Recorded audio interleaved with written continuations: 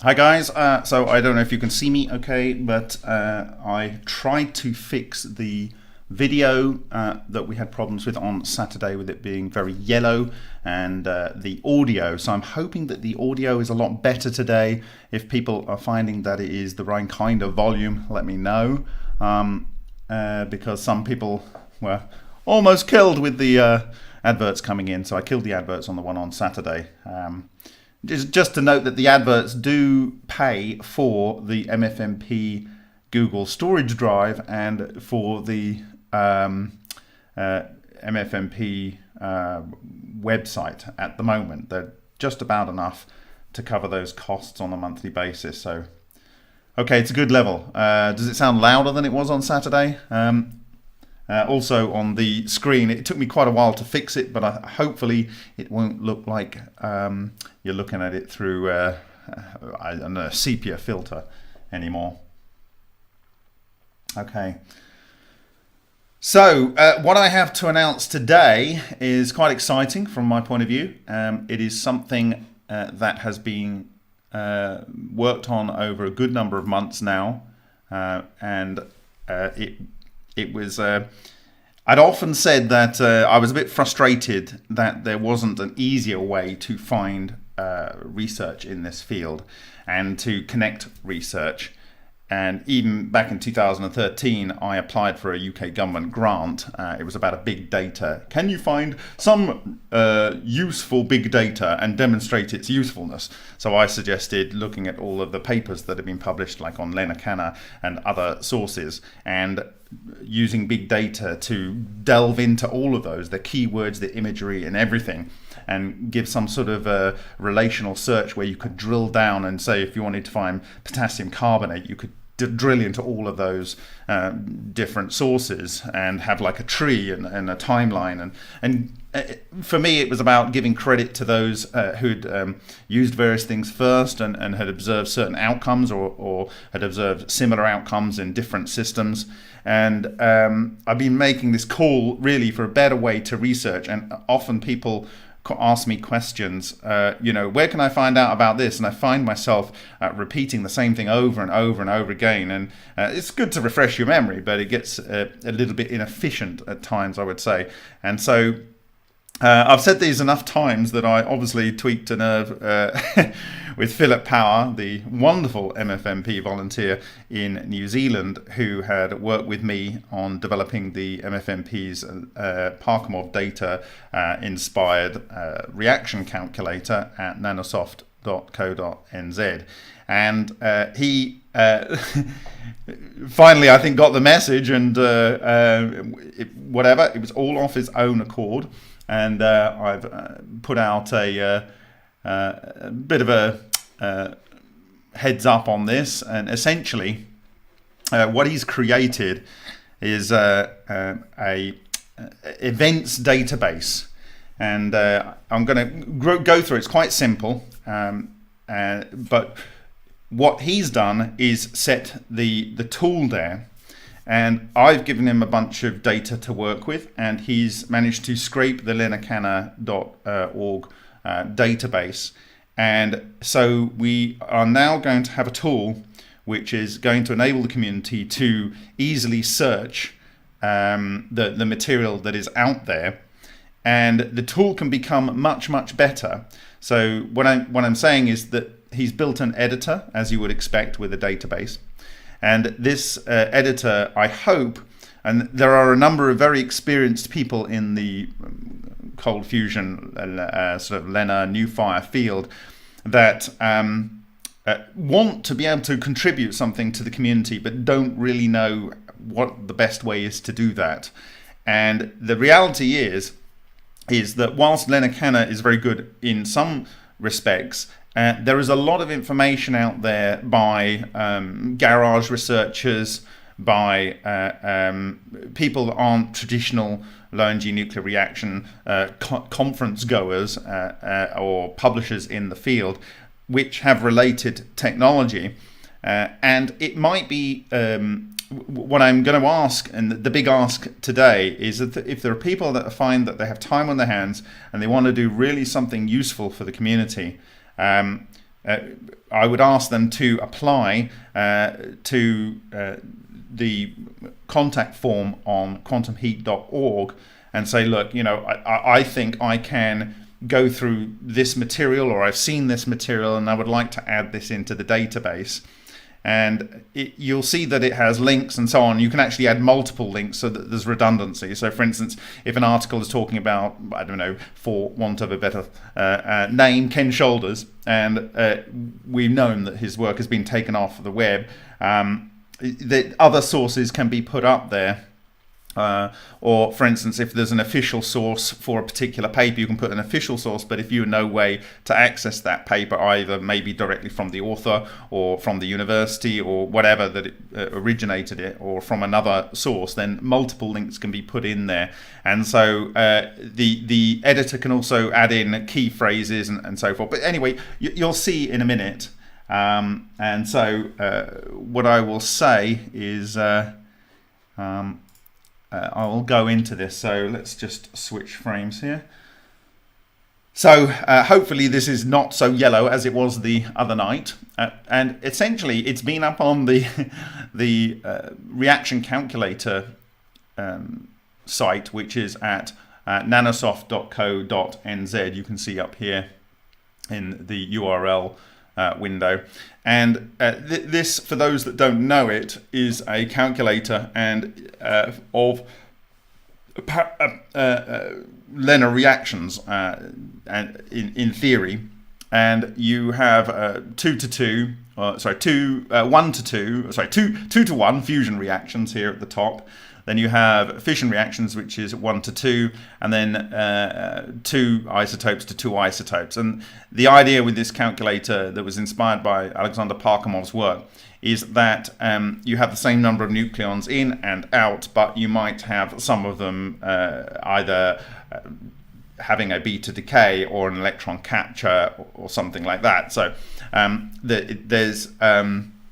there's no actual nucleons flying out, except in the case of proton being one of the products in a something to 2 reaction. And you can see down here that Phillip Power has done a sort of change list of what was added when and why, and what the different terms mean and how you can query it and so forth. And it's very, very comprehensive. Most people just use it at the top level, and we are going to, and I've said this for a while, but we will get round to it, writing a paper or a series of papers, or even possibly a small book on how to best use this calculator.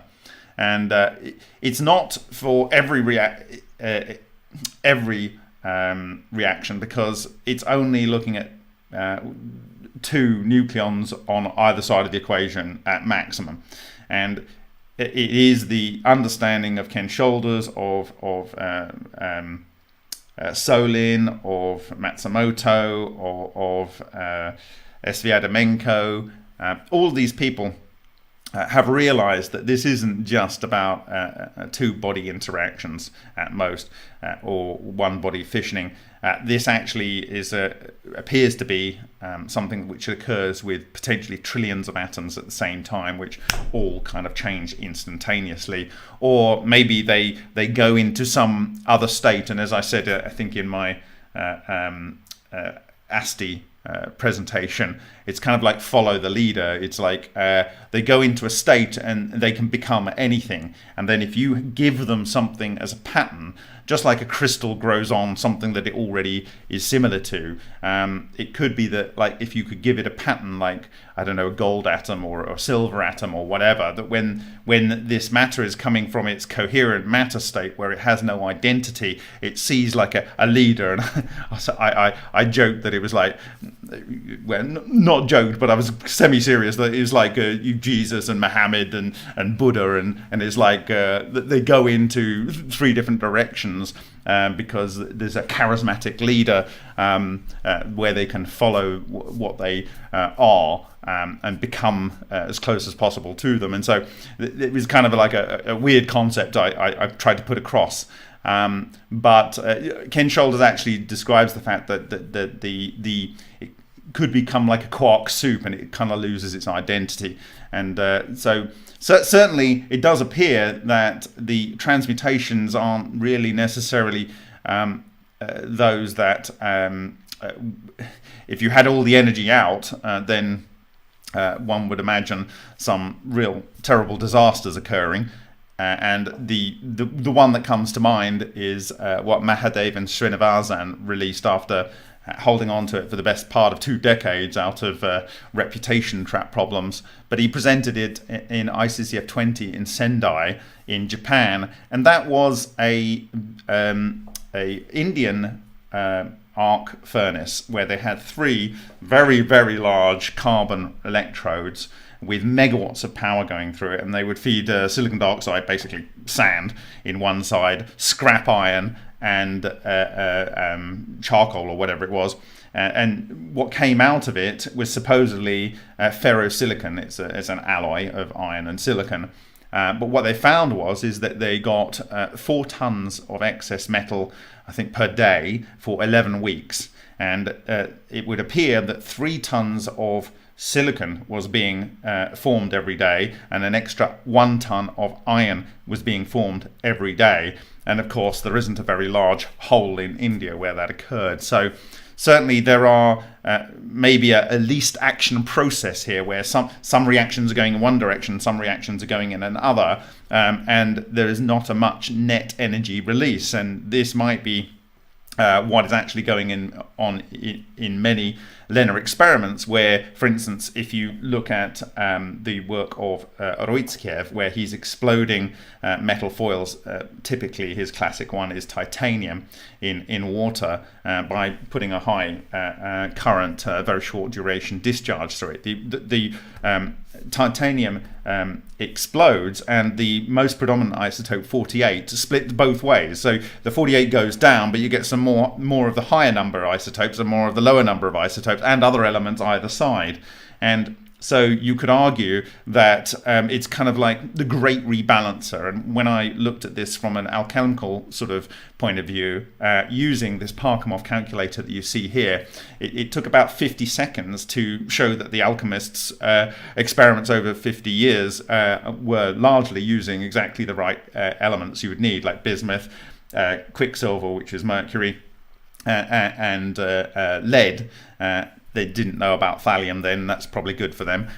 But those elements, when you mix them with calcium or potassium, they are the ones most likely to yield gold. When I say most likely, they are the ones, there are other ones that are more other elements that are more likely out of the calculator to come out, and there are other ones that are less likely. But of the elements in the periodic table that are to produce gold, potassium and calcium, which is in potash, typically, you get that in like burnt wood or so and so. The combination with these elements yields the highest energy output, and by that, the importance about that is that is implying that it's going into the smallest box, in my view, which means if you're trying to compress something, the arrangement that it could go to, which is the smallest volume, effectively, the smallest arrangement, is the one that would produce gold in those cases. But there are actually smaller ones, so it's a case of not pushing it too far, otherwise you end up with things you really don't want. But it's averaging it, if you think about it, because lead and mercury and bismuth are all heavier than gold, and obviously potassium and calcium are lighter than gold, so it's averaging somewhere in the middle. So LENR appears to be a technology that is part of nature. It's absolutely fundamental, and I think the reaction calculator is rudely good. And when we write the documents on how to do it, I will be referring to a large number of research papers. In fact, I've done that over the last several years, but where the outcomes that they observed in the past with the inputs they used in the past, when you look at those together, the reaction calculator is rudely good at predicting them. And so it's not like the reaction calculator is based on that data. It's based on a very simple principle. And so because it's so good at emulating what happened in historical experiments, there is a good belief that it would be able to predict what would occur in future experiments. And in fact, from the elements that were claimed to be synthesized in the Sapphire experiments, I was able to know pretty much, certainly, what was in the anode before it was made public in their patent. And so it's kind of, I feel like I've been cheating, but the thing has been public, and it's been basically public and usable at the same time that I've been able to use it. So there's nothing stopping people going in there and learning this technology, which is basically free for everyone to use. And the other aspect of this is people seem to be rediscovering things all the time, and we are guilty of it as much as anyone else. We have repeatedly found that things that, in fact, actually, sometimes we don't know what we've been looking at. So, for instance, in 2016 with GS 5.2, we didn't know what that signal was, but if we had been Thomas Barkler in the 1910s, we would have been really excited by that result, because he would have called it J radiation, you know, and Edward Teller would have probably called it Mushinigans, as Russ George would call it. And so these things, they keep reappearing. That people give them their own names because they don't understand that it is already been observed. It has already been observed. And so hopefully this LENR Events database will be a way for people to faster understand that some of the observations that they're seeing aren't just anomalies. Like, as someone said, I think the other day, an anomaly is a WTF that you can't explain. So let's forget about it, or let's just say we had a measurement error. Actually, no. If you pay attention to the things that are not what you expect, then do look for them being some systematic error or some problem, but they may not be. So let people know about them, as Adamenko did when he had his basically something that looked a bit like a black hole. I think that's that kind of thing you have to be a public with. As I said in Saturday's presentation, where Zatelepin and Baranov, they went to Chisov, or whatever his name is. I'm sorry, I forget it. But that he and told him, look, you know, your reactor that you ran, well, it could probably still be active. And so he went and did studies on that, and sure enough, it was. And of course, by the time they were telling him, there was quite a lot of examples of this being the case. And so basically up the top here, you will see on the bottom right, there is a thing called Select LENR Events. And you just go to that, and I'll maybe see if I can zoom in a little bit more. It's probably as big as I can go. So that's most of the screen there. And it's very simple to use. In fact, most of the descriptions, most of the guidance you need are on the page. So at the top it says exploring the new LENR Events database, and currently there are 4,756 entries. The core data is thanks to LENR and this is a fantastic project run by Jed Rothwell, who I have said before, he was the first $1,000 donor to the project, and he really inspired the members of the early project to believe that this could actually do something useful for the community. And it says being added by the MFMP. So what is the MFMP? Well, it is people that want to contribute to making this science real, making the new fire real, bringing the new fire into reality. So this is a way that if you know how to use your keyboard, and you can read a paper or you can watch a video, you have the capability potentially to contribute to this database. And as an aside here, what I have agreed with John Hutchison is he has literally a third of a container or a massive box full of videos and documents that he's received. And he's agreed that if we can do a stretch goal with the book, which is part biography and part analysis of samples of his, that if we can do a stretch goal and raise some funds, that we will, as high as quality as possible, get those videos available online and into this database, as well as the documents as well. Because it's absolutely critical that this kind of information is not lost. On that note, there is a archive, I think it's in a Philadelphia university, I need to check on that, but it's an archive of all Ken Shoulder's papers and works. Now, some of it is going to remain classified. I believe that most of that is personal family affairs, but there's an archive there at this university, and I would also like to consider that maybe someone that is in that area we could raise as a community, because you can't take these documents out, but as I understand it, you can go into the archive and you can take a document, you can photocopy it, and then you could make that available. We need to check on that, but if we could make material again, like I'm trying to do with Takagi Matsumoto, that is not in the public domain, and make it in the public domain and put it into this database so you could search on year or on topic or whatever.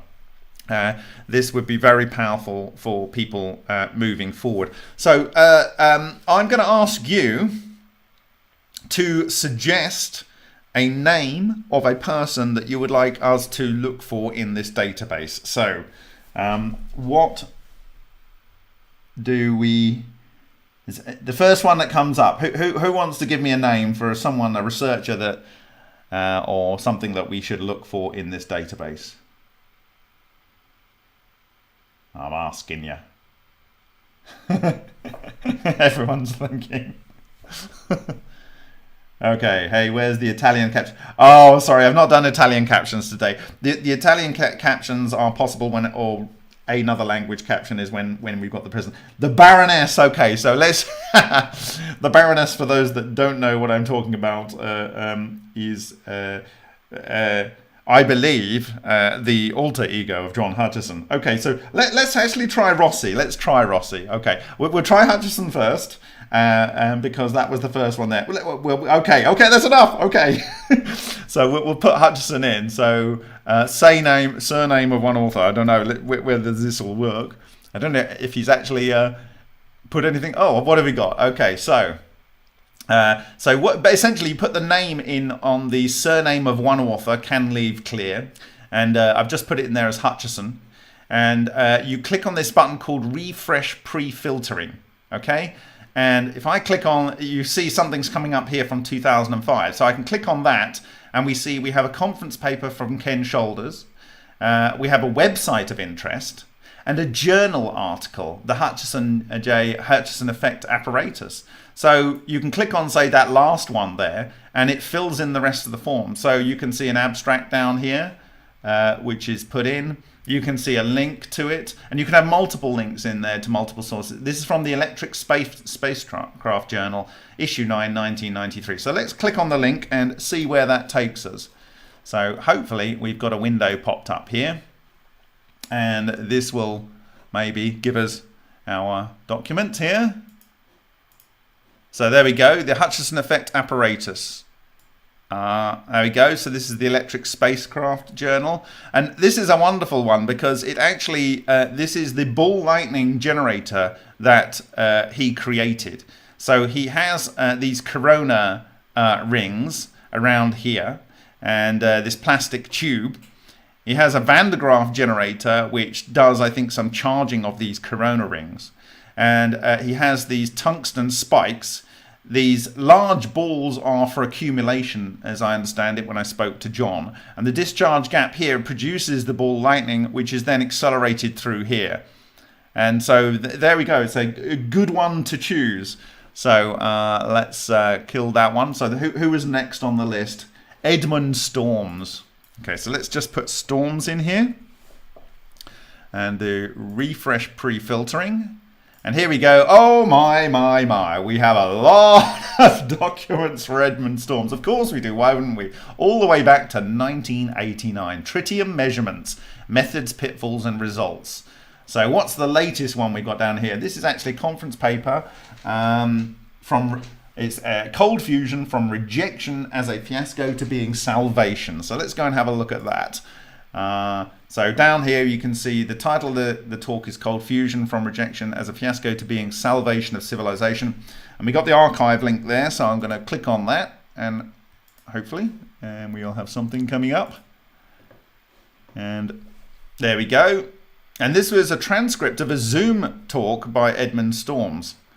Okay, so now the reality here is that it's not just conference papers that can be put in here, and this is wonderful thinking by the programmer Phillip Power, because if you look at this category up here, we can click on this and we've got book section, conference paper, conference proceedings, edited book, encyclopedia, film or broadcast, government document, journal article, letter, magnesium, you know, you can see it, manuscript, newspaper article, online database, patent, personal communication, report, thesis, unpublished work, video, and website of interest. So what we might be doing is adding unpublished works in here, or letters, or these kind of things from the work of Matsumoto and from the work of Hutchison and from the work of Ken Shoulders, ideally, if we can get the funds to do that also and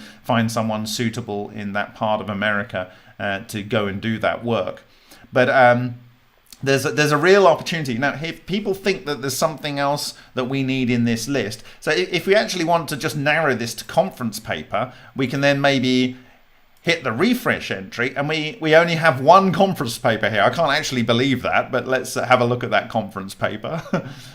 Maybe I'll do the refresh pre-filtering. I'm sure there's more. No, there's just one conference paper in there. Okay, so I'm not entirely sure what that's done. Let me just refresh the page. Maybe I've just found a bug. It's entirely possible. I mean, it is live, but it needs you to work on doing more checks on this. So let's see if I refresh that, and we put in Storms, and we put in conference paper or conference proceedings. Let's say refresh pre-filtering.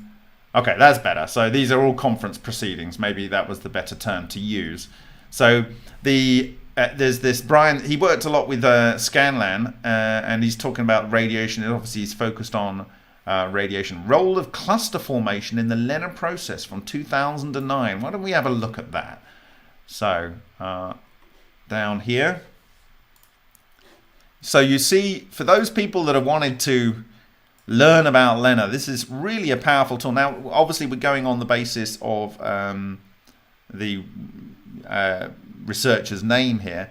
Ah, yes, so this is this paper. This is actually quite a good paper. I've read this paper before. It's quite a good paper. Short but sweet. That's not always a bad thing.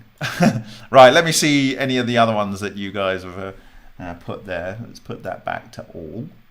And let's see if we can go. Who said... Right, Edmund Rossi. Let's see if we've got anything from our catalyst Rossi. Refresh pre-filtering. What have we got? Oh, okay. So we have patent, a method and apparatus for carrying out nickel hydrogen. Journal article from Faccardi and Sergio Faccardi and Andrea Rossi, a new energy source from nuclear fusion. There's the Levi and Bianchini, that's the Levi report, I think, and Rossi, a method and apparatus for carrying out nickel hydrogen, and so on. There we go. So essentially we have works in here from 2009 to 2011. Yeah, so the last entry here in this category, or in fact on all categories, is in 2011. Now that might actually, I need to refresh that because it might not be reworking the let me just see if that is a bug. So maybe we found a bug here, Philip, if you're watching. I'm going to see if there's any videos on Rossi, so let me see if that works if I go like that. Okay, so let's go to, I don't know, I'll leave it as all at the moment and put Rossi in there. Okay, refresh pre-filtering. Okay, so there is only the 4 articles there, so maybe I believe there's certainly a lot more articles or videos out there on Rossi, and so for people really interested in that material, then and if there was an editor that wanted to enter videos that are relevant, or on all sides of the fence, that would be interesting to put in there. Okay, so who else have we got? Ken Shoulders. Let's see if we can find anything on Ken Shoulders. Shoulders. We already know we've seen a couple in there. Okay, so there's a little bit more here. So energy conversion from the exotic vacuum. Ken Shoulders. I like this paper actually. Electromagnetic pulse source using fluidized electrons. So we go here. I actually like this paper, so we go here. Rex Research has a lot of Shoulders stuff on there. This is one I actually read recently, and it was about EMPs. So you might recall me. A new electromagnetic pulse EMP technology is proposed based on rapid decomposition in a lightning-like fashion of a cubic centimeter quantities of fluidized electrons, yielding both high energy particles and high-intensity electromagnetic fields capable of deep penetration, massive disruption of electronic systems, and having a long range. Low lethality, electric stun gun effect of high accuracy. So there we go. And he says that 1 cc of fluidized electrons produces 1,000 cubic meter event, which is not insignificant. Okay, so what have we got here?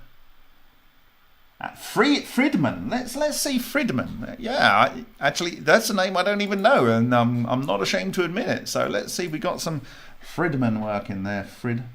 Friedman. Hopefully I spelt that correctly.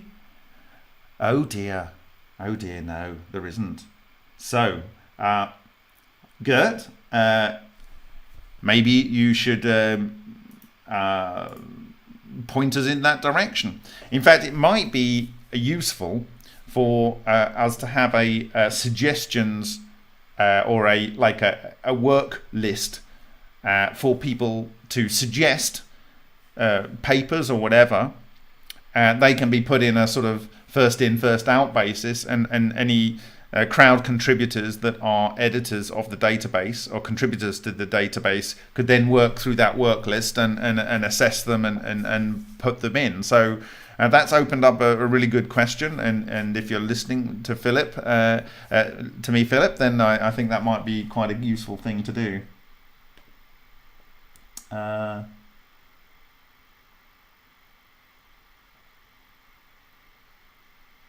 Okay.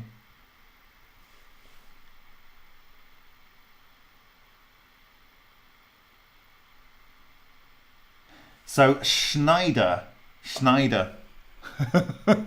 Okay.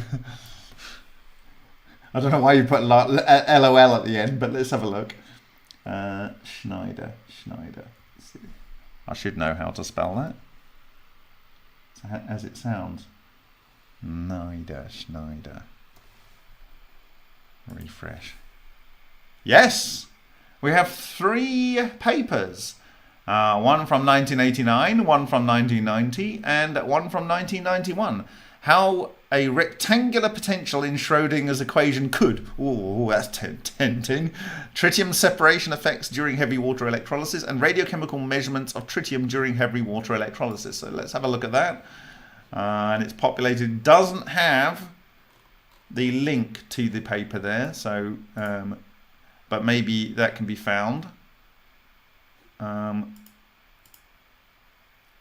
So maybe that is available on the LNER database, or it's just there without the actual link. But certainly there's something to look for there, and it says what journal it's in. Fusion Technology, Volume 16. So there's a way to find it. So maybe there's one way to look at, for instance, I'm going to suggest this now because it's been a real useful tool for the science community. It's psi-hub.se is the current domain that isn't banned, and you can find a particular DOI or whatever it is number for the paper, you can plug it into there and it should be able to give you a direct link. And that's another thing that people could help with the database, is to find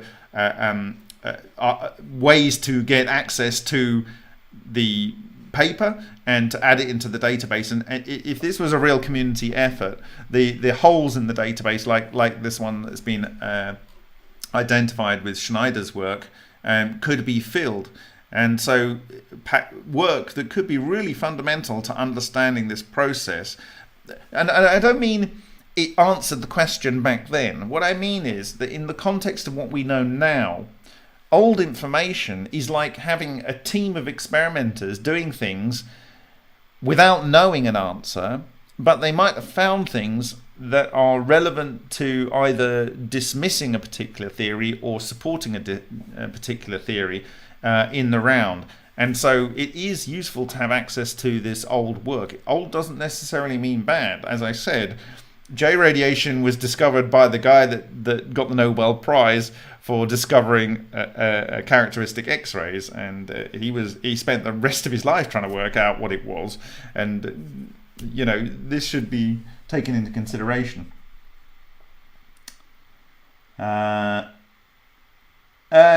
Jason Cook, you might have a point on that. and that is what Jason is saying there, is that if a person who's a curator of a particular information source, it doesn't particularly focus on someone's work, their work might not become part of a particular data source.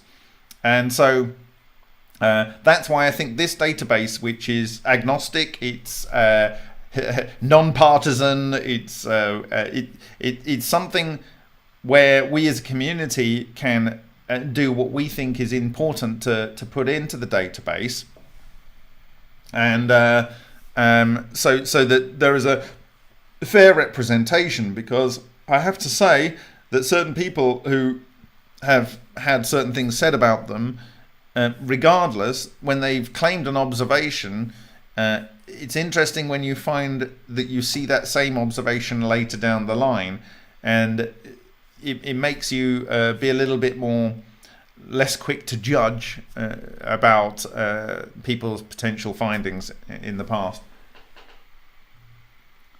Hegelstein, why not, John? Yeah, I think that's a good name to put in there. Let's have a look.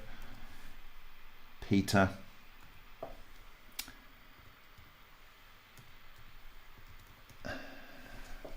Okay.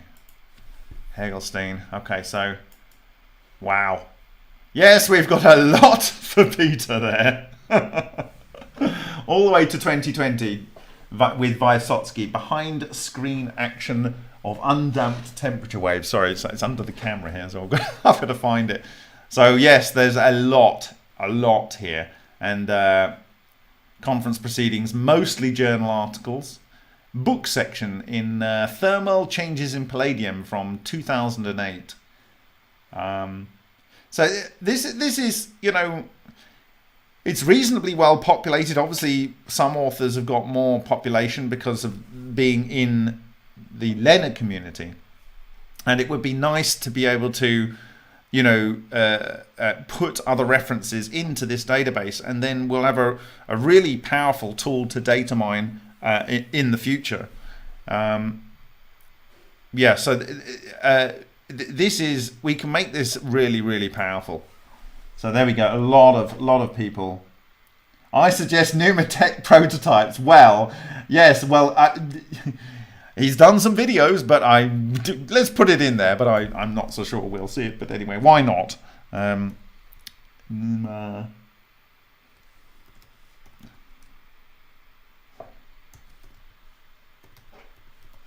Okay. Sadly, we don't have any entries for that, and that can be fixed by the community.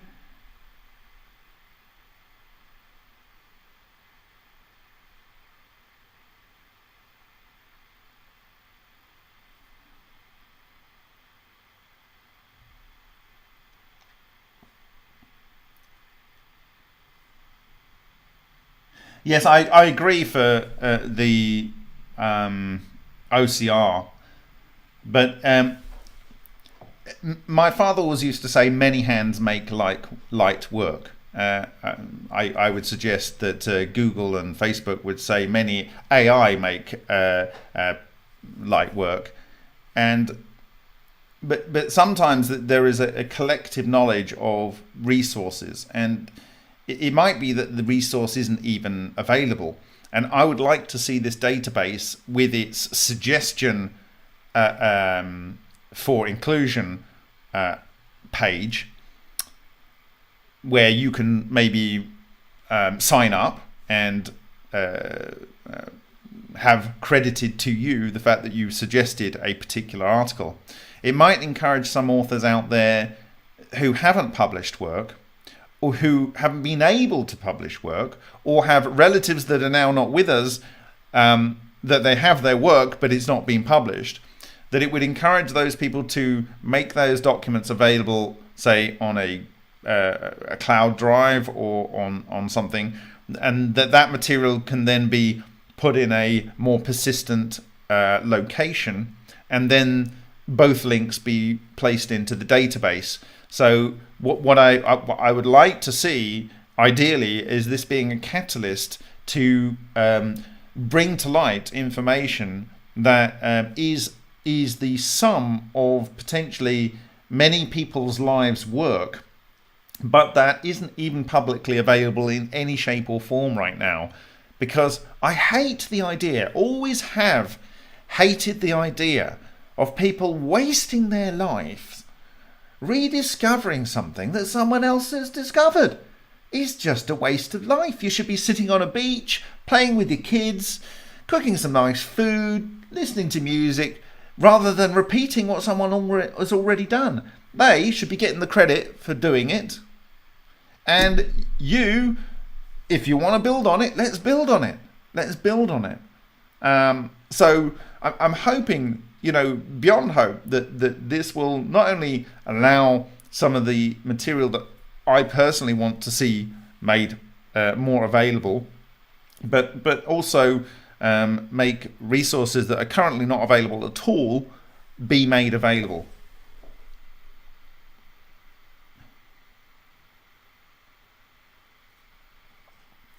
Gadi, we've afforded experimentation simply by the generosity of the community in the LENR community, and by the volunteer time of the individuals involved. I've given over 8 years, often far more than a full-time job. Alan, vast amounts of time in the last several years. Philip has done some incredible amount of work to work on this database and the reaction calculator before it. And you have to bear in mind that if there is one person in the world that looks at a paper in this database and it enables them to solve a big problem of humanity, or they look at the reaction calculator and they find a safe path to the technology, or they find a way to synthesize an element that has a critical shortage or whatever, that all of the work of the project and all of the donors' contributions to it will have been worthwhile. Personally, it's immeasurably valuable, in my personal opinion, the reaction calculator, and already I'm seeing good use for this particular database system in enabling me to, without relying on certain other places which may not be persistent, to re-engage with papers and videos and whatever that answer specific questions that are made of me in my contribution time. And what I mean by that is, as I said at the beginning, many people. Hold on, I have someone calling me. Don't go away.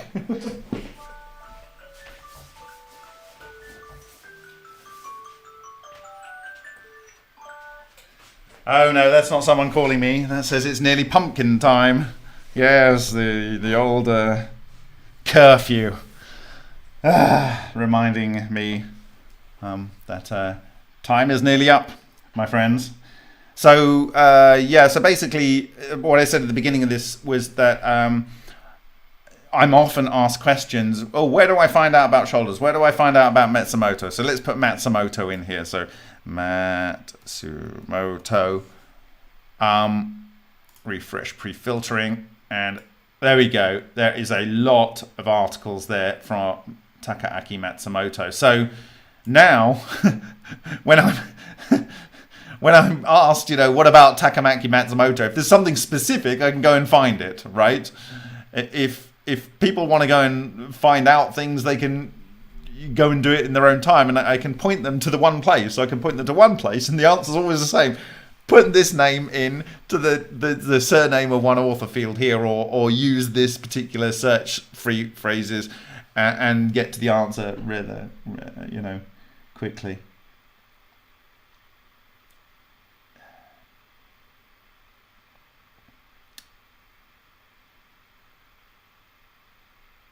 Parkhomov, why not? Let's put in Parkhomov. Parkhomov. There we go. So we got 2014 with Bashtof. Bashtof, sadly departed Bashtof. Bashtof is one of my... For those that you don't know him, Yuji Bashtof had this theory that Erzions are the active agent in LENR. Certainly the way you shield from them and the way they're generated is essentially the same as those that you create microball lightning and exotic vacuum objects and itonic clusters. He organized the Russian conferences for basically 25 years for the cold nuclear transmutation and ball lightning. And he's one of my enduring memories of ICCF 17. In fact, it was basically on the foundation day of the MFMP. He's giving his presentation, and you can, I think you can even go and hear it, because at the time I was videoing the Chelani cell that was at the back of the hall in Daejeon in South Korea, and you hear, maybe it's not then, but I think you hear Vysotsky actually. But anyway, he says, and then we take a 3,000 atmospheres. Oh God, I'm going to do a terrible German accent there, which is anyway. You go 3,000 atmospheres, and then we find new kinds of material, and then he points at this thing, and it's like this blue kind of glowing glass stuff that he found in this so-called cold fusion reactor at the end of it, and that for me is an enduring memory. So Bashtof is just a fantastic character, and he's a great loss to LENR. So there he is with... in fact, sorry, this is an important article here. So this journal article, Bashtof, an investigation of radio effects of loading nickel, beryllium, and lanthanum. This particular one here, I've actually discussed this in the past, and it isn't. Oh no, I need to refresh the entry. That's maybe what I'm not doing. That's why I wasn't probably getting links. So let me see if I can go back to. Maybe I probably need to click this refresh entry button here to get the links. So this is an article I've talked about before, where they are finding radiation from these cells, and what they did is they covered some Geiger counters without Teflon and with Teflon. And if you recall, I was talking about Teflon being important in its relation to strange radiation, and in fact kind of activating it. And so what the Teflon is doing here is, I believe it's the fluorine, because it's a high magnetic nucleus. It's a single isotope, and it gets excited, possibly even because there might be some static buildup on the Teflon, as it often does. So that kind of activates it. It picks up the fluorine, and then you get Geiger counts on here. And I discussed this when I was talking about the Brian Scanlan and Edmund Storm's work, which came a year later, I think, or a couple of years before maybe, where they observed this radiation coming from out their reactor and doing something in the mica window, but he didn't detect fluorine in his mica window because fluorine has an EDS line that's very close to iron, which he did detect in there, so he didn't see the fluorine. And I argued that there isn't a mica in the world that doesn't have fluorine in it, and he was seeing the decay, I believe, because of fluorine and oxygen in there. So it was this, what is it, 19.5 minutes, or whatever. It's a particular decay length which is relevant to fluorine. Anyway, so yeah, this is a very interesting paper. So I maybe I missed that. If we go back, and maybe I can fix what I did before. Not Friedman. Who was it? Was it Friedman? No, it wasn't. It wasn't. It was not Hegelstein. Not Storms.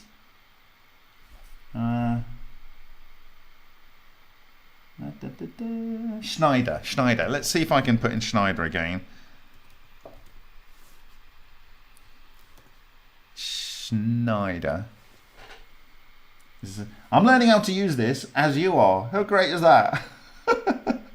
Schneider. Am I spelling that right? Is it EI or I? Oh God, I've lost the place. Friedman. EI. Yeah, okay. Refresh entry. Okay, so maybe if I go there.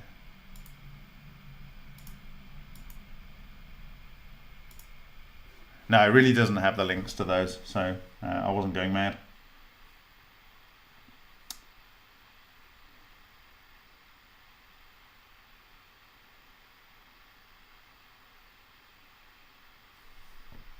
Okay, so I've got 3 minutes before pumpkin time.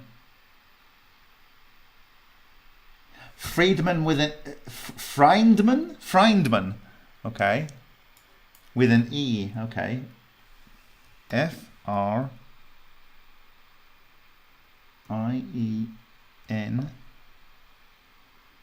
Someone's having a joke with me, aren't they?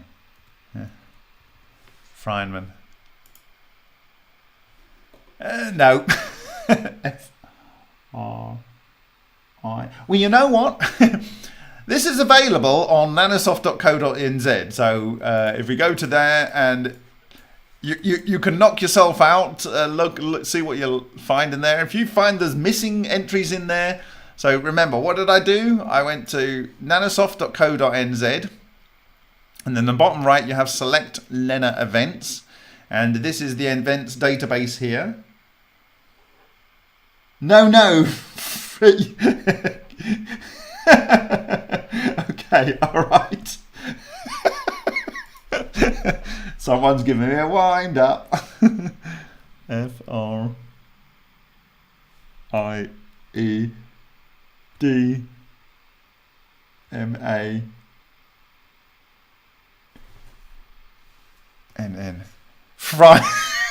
You are literally taking... No, you're right.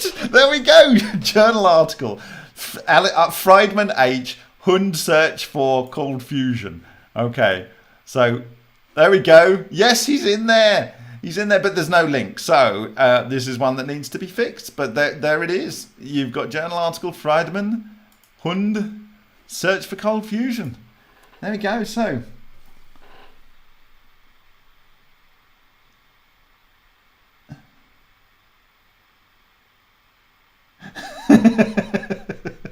Okay, all right, I did it. I think I found everyone. If he is the German, I speak like this. If he's German, no. What? Fried man gives 4 entries. Okay. You're right. So maybe we need to find out whether his name is Fried Man or Fried Man. But there we go. You got 4 entries there for Fried Man. Cluster impact from 1992. So yeah, these do appear to need their links, and so this might be the case for many of them, because there is no. So this is on the Journal of Physical Chemistry. So there is the potential for you to look at this. So it may be, if we do this, deuterium fusion by high impact of high blah blah blah. Let me go and see if I can do a general Google search here on this, and okay, so there it is. It's on physics. And then what you do is, if I zoom into this, you see this DOI number here. If I copy that all the way back to the DOI, and then I go and type in here Psi-hub.se,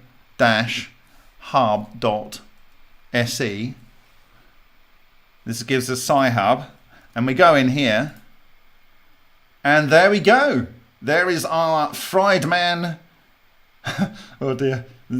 This is our Friedman paper. It is Friedman with 1 N, not 2. There we go. There is the Friedman paper. Deuterium fusion by impact of heavy water clusters on deuterated surfaces. L. Friedman. There we go. Well, you've got beam direction, solid state detector.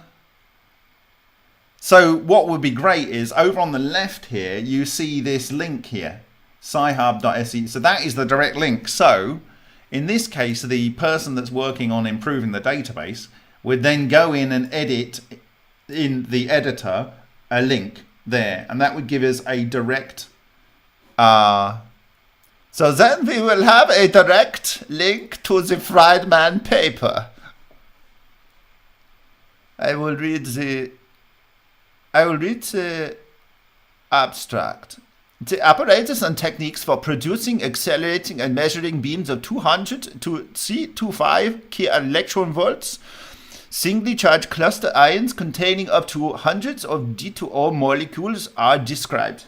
There we go. So there we go. That is that is our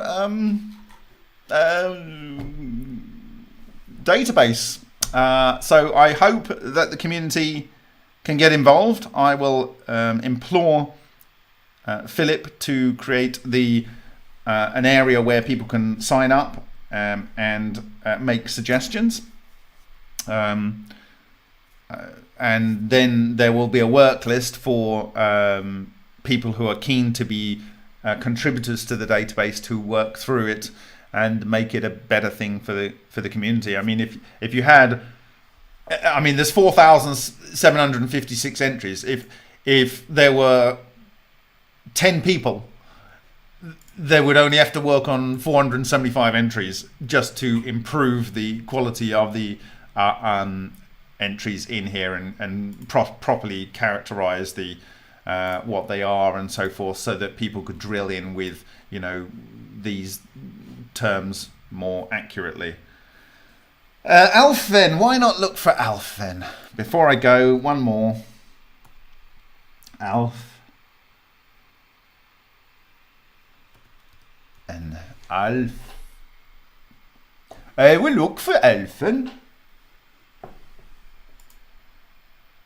I'm not sorry, there's no Alphen.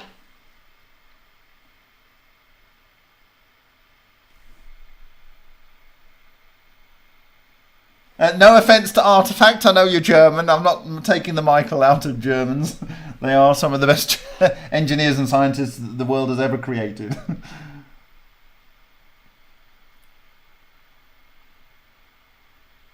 Okay. Right, so that, I think, is the end of this presentation. I hope you enjoyed it. I'm sorry I didn't get the presentation out yesterday, but I wanted to fix the color on the screen and the audio yesterday, and I have to do some more editing of the videos to pull out and thinking about it to pull out the features. But what I have to share with you on that work is really it's just amazing coming out of the Vega experiments. And I have another thing that we're working on for Martin Fleischmann's birthday, which is coming up. And so I would be interested. I'm looking forward to getting that out to you later in the month. Anyway, so thank you very much. And I will see you in the next video. Bye for now.